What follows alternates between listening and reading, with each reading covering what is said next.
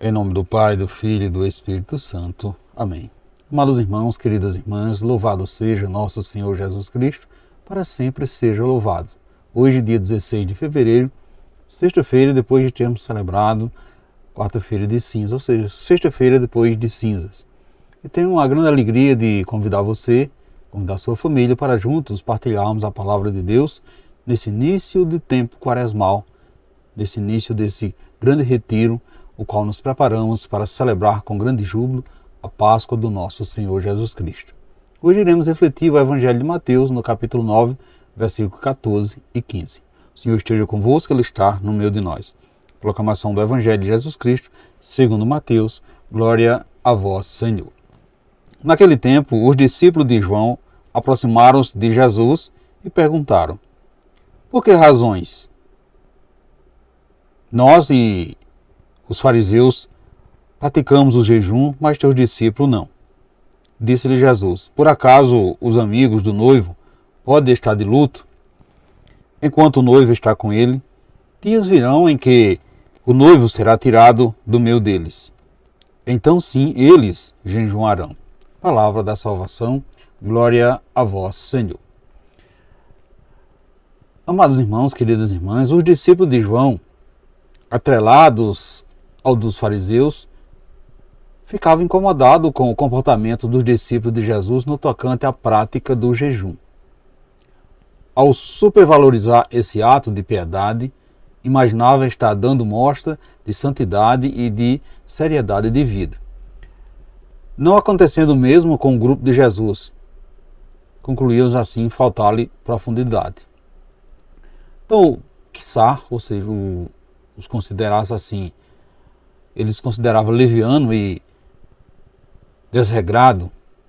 Estas considerações não chegam a influenciar a pedagogia de Jesus no trato com os discípulos. Então, servindo-se da metáfora da festa do casamento, estabeleceu uma clara distinção entre o tempo de alegrar-se e o tempo de jejuar.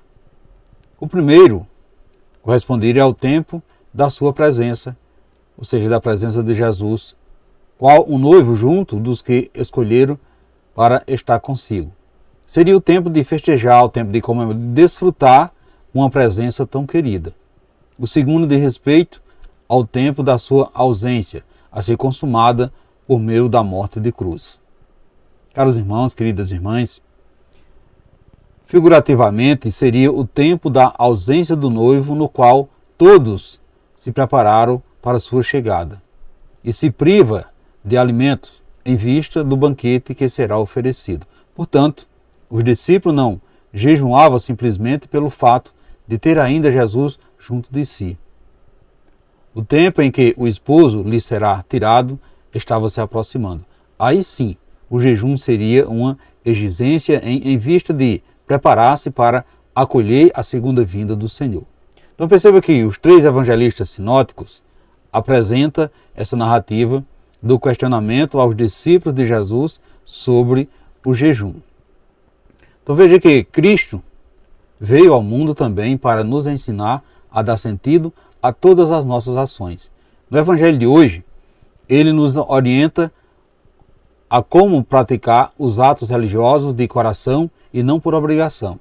Então, precisamos ter em conta de que Deus conhece o nosso coração. Ele percebe claramente as nossas motivações. Portanto, quando jejuamos, devemos fazê-lo com muita disposição e por amor, sem lamentos e nem justificativas. Há momentos na nossa vida que não nos cabe jejuar nem fazer sacrifício, mas sim aproveitar a ocasião que nos é oferecida. De que adianta para nós o jejum se o nosso coração não está contrito no sacrifício? Um coração ressentido, vingativo, revoltado não consegue amar nem fazer nada por amor, muito menos jejuar. Para nós, cristãos, o jejum deve ter um significado de vida, um significado de alegria e uma motivação coerente para a nossa ação. Em outras palavras, deve haver uma razão de ser para o jejum, e não somente jejuar por jejuar. sem um motivo que toque o nosso coração. Portanto, caros irmãos, queridas irmãs, os discípulos de Jesus partilhavam com ele de todos os eventos com alegria e submissão à sua vontade e seus ensinamentos. Ele estava perto de Jesus e usufruía da sua presença, usufruía da sua companhia, portanto, não tinha clima para jejuar, nem precisava disso. Há de que se ter uma causa nobre e sincera para praticarmos um jejum e o sacrifício. Estamos no tempo quaresmal, um tempo de nos prepararmos. Aí sim, nessa preparação se faz necessário abstermos de algo, jejuar, mas jejuar de coração. O que necessitamos jejuar nos dias atuais? Quando você jejua, você se sente em paz? Você gosta de mostrar aos outros que está jejuando?